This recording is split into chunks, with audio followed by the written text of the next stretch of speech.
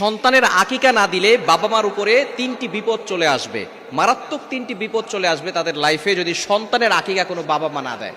বর্তমান সমাজে অনেক বাবা মা এমন আছে যারা সন্তানের আকিকা দিতে চায় না। হ্যাঁ, যদি কারো টাকা পয়সার সমস্যা থাকে সেটা ভিন্ন বিষয়, আর এই আকিকা দেওয়া এটা ফরজও নয়, ওয়াজিবও নয়, এটা হচ্ছে সুন্নাত। নবীজি সাল্লাল্লাহু আলাইহি ওয়াসাল্লাম আকিকা দিতেন, এবং আকিকা না দিলে কিছু কিছু ক্ষতি হওয়ার সম্ভাবনা থাকে বাবা মার উপরে। এক নাম্বার হচ্ছে, সন্তানের যদি আকিকা না দেওয়া হয় তাহলে যে ক্ষতি হবে সেটা হচ্ছে সন্তান বড় হয়ে বিপদে পড়ে যাবে, বারবার তার উপরে বিপদ আসতে পারে। এখন সন্তানের বিপদ আসা মানেই তো বাবা মার উপরে বিপদ চলে আসা।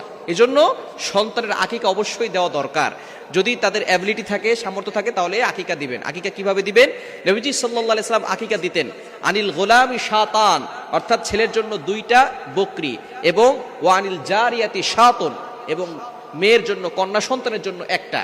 এখন এখানে ছেলের জন্য 2টা কেন আর মেয়ের জন্য